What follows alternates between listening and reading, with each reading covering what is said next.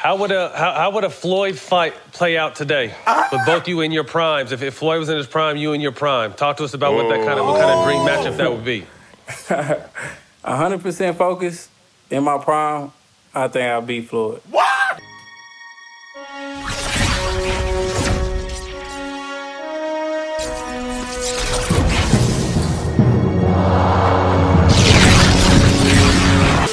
Hi, this is Joe Cortez. You're watching ShowBizz, The Adult. Oh, this is Bernard Hopkins, ShowBizz, The Adult. I'm out. Oops, up off net. Up off net. This is gonna be a good one. What's up, my people?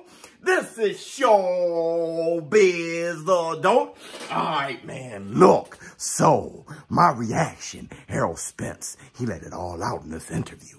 Whoops. All right, man, look. Let's get to the reaction. First, I want to say this. I know many of you probably already noticed the Ultimate Warrior blanket is gone. It's only gone momentarily. I know you're going to be asking. It's because I just can't have my sweaty back on a blanket without washing it once or twice. ShowBizz the Coffee. I know many of you have reached out already, asking me to do a reaction on this Errol Spence interview.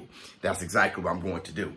Also, I want to say this. I will be debating in a rematch, Jeremy Harris. A lot of people asked for it, so we decided to do a rematch. It's going to be on Instagram, FightNet. That is the page you have to follow. Go to FightNet. Now, I know a lot of you ask me, will I be sharing this on my YouTube channel, you know, the debates? No. And that's because with integrity, it's FightNet who put this together, so it's going to be their content. So go to FightNet. If you don't have an Instagram, just create one. It's very simple, very easy to do. Just create one. Go by there, and all my show business partners show up because we're going to dominate Jeremy Harris again. Black to Sugars. All right, let's get to this reaction. My brother Errol Spence, man, welcome to the show, Errol, man. D-Town's own, man. Hey, what's up, man? What's going on? Glad you had me on. Man, thanks for coming on the show, champ. Yeah, no problem. So how's everything? How are you handling this lockdown quarantine situation with you and your family? And so I've been training. I think I lost about 15 pounds already. Yeah, he looks less. So really? I'm taking it real serious. My auntie and my uncle, they caught corona. And my cousins in New York caught corona too. But they're doing fine right now. Wow. So, you know, everything's been going good. Prayers for your family, Prayers for them, man. Yeah. Prayers up to them. So you said they all recovered from it? Oh, yeah, they all recovered from it, so. It's good to see you, Errol. It's good to see you. What's up?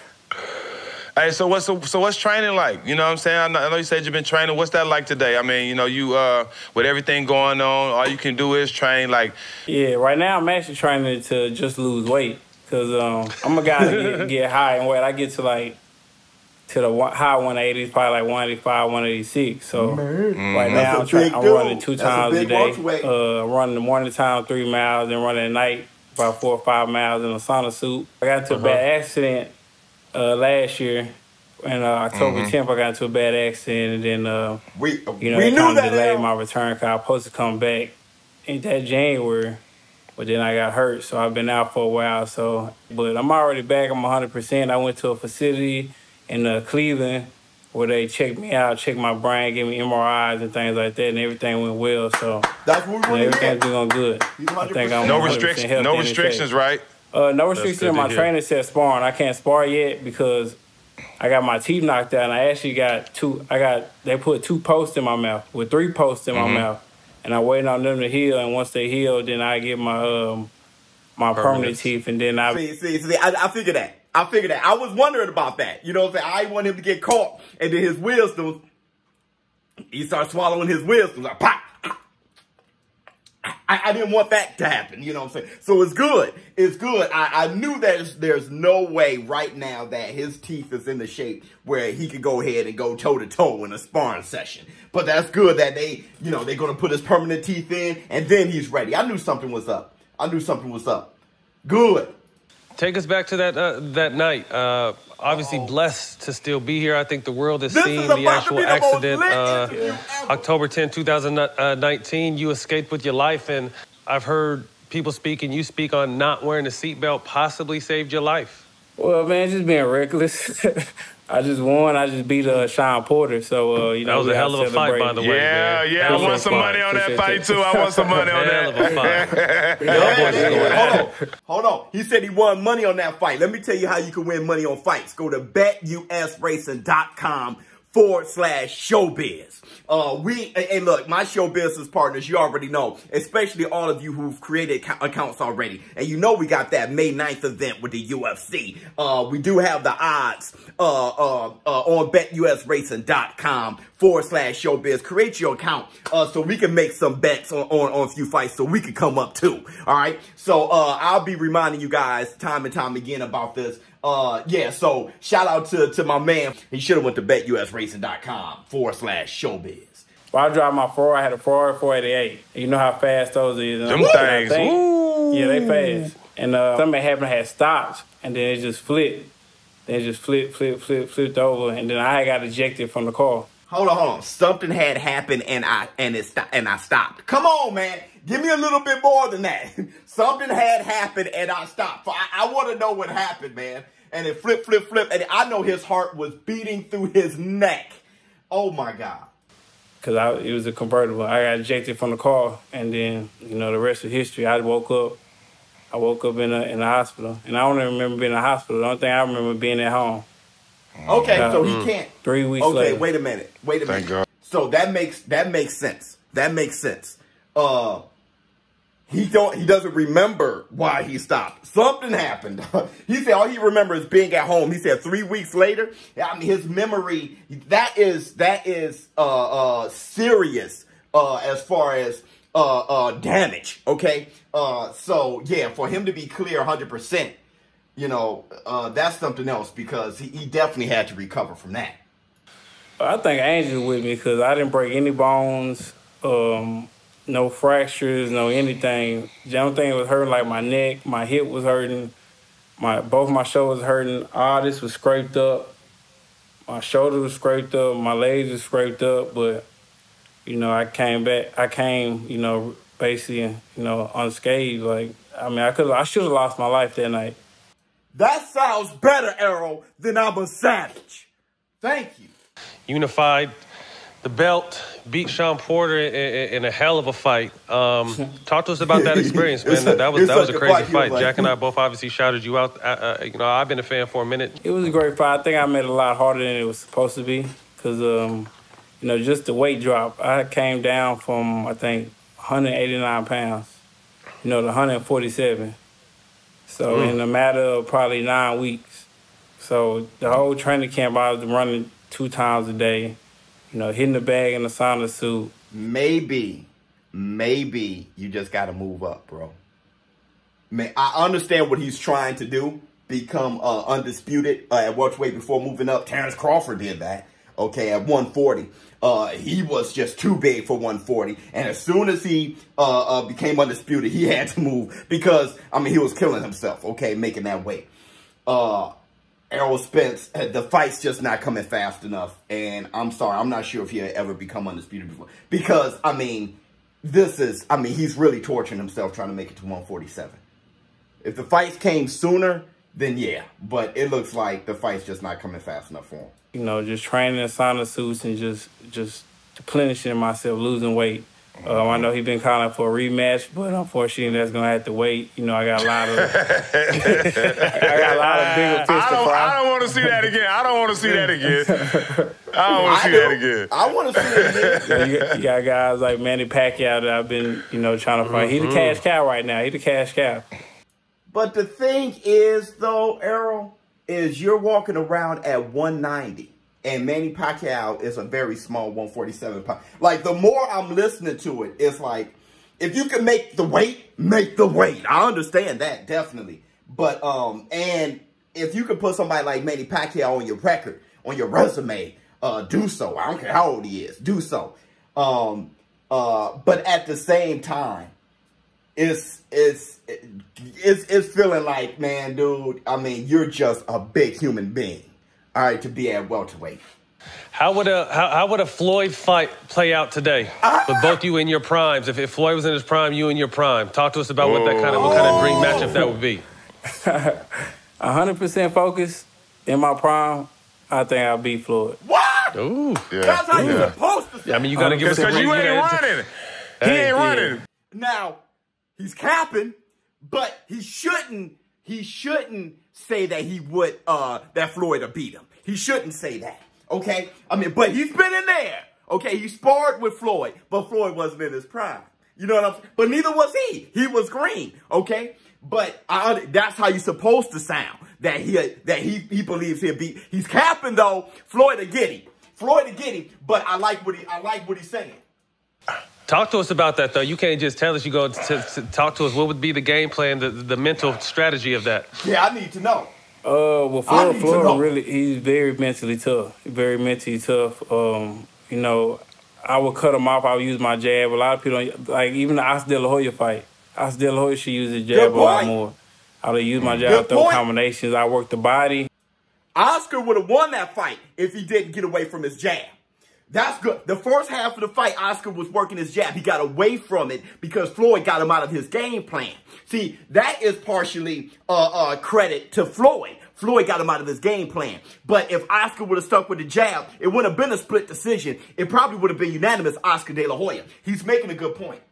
Body and then work the head, because a lot of people, they go to the head and then work the body, or they go for the head and then you can't hit them in the head, and then, you know, you can't hit them in the head. So I work the body and work the head. Good and then just try to break them down physically, because I know it's not breaking down mentally. He's just one of those top fighters, just like Sean Porter. You're not going to break him down mentally. You can break him down physically, but mentally he's always going to be there. So I would just try to, you know, break him down physically. Tough. There's been a... I feel you on that. You're capping, but I feel you on that. I love that. I think it would have been an entertaining fight. Floyd Mayweather would have gotten the best of him. You know, Floyd Mayweather, just like Apollo Creed said, you fight great, but I'm a great fighter. I just think Floyd Mayweather would beat him. But I love what Errol Spence is saying. He's speaking what he feels is the truth. That's what you're supposed to do. I wouldn't respect Errol Spence if Errol Spence would have been like, yeah, I think Floyd would have beat me. Nah, that's how you're supposed to sound. There's been a back and forth a lot with you and Bud Crawford, obviously trying to figure out who the top, man, this guy's asking best welterweight is. Obviously, you got the belts, but what is that like a back and forth? He just said something recently. I want to say just a few days ago, talking about he said he's gonna fuck you up with some shit like that. What has that been like back and forth? Because all it can really be right now is speculation and talk. Me and Terrence Crawford, we actually FaceTimed each other before. And that's why, I got somewhat kind of respect for Terrence Crawford, because we FaceTime each other. We talked about it. You ain't got to say somewhat kind of. You respect him. He respects you too. You ain't got to say somewhat kind of. Okay? And that's the thing. That's the thing. The fanboys of Errol Spence, fanboys of Terrence Crawford, talk more junk than they do. They recognize real, and they're looking familiar to each other. Okay? They're looking into each other. There's no sense for fanboys to disrespect Terrence Crawford or Errol Spence, because they got respect for each other. I like this, man. You know what I'm saying? We talked about it. We came to a mutual understanding that the fight is going to happen. It's a lot of politics involved. It's happening at 154. The money might not be all the way right now, but it will be right, and we're going to fight. But, guys like him, I kind of respect. Guys like Keith Thurman, I really don't have that much respect for. Danny Garcia, I respect him when I see him. He hold on. You ain't gonna respect Keith one time doing it. What he say? Don't duck me, son. You gotta respect me, dog. He said he respect Danny Garcia. I told you guys, Danny Garcia's a real one. I told you guys that. He comes off as a stand-up guy. Now Pacquiao, he's a stand-up guy all the way around. All the way around. There's just some guys that I just can't mesh with, but Terrence Crawford, he's a real dude in my book. Top 5 boxers of all time. What? Let's go. Top 5 all time. Nah, just put him in 5. Nah. Okay. However you want. Okay. Don't have to be 1 through 5. Everybody just 5 boxers. Pernell Whitaker. Yeah. Oh, Sweet Pea. Sweet Pea. Rest in peace, Sweet Pea. Sugar Ray Leonard. Sugar Ray Leonard. Let's go. Gerald McCullum, G-Man.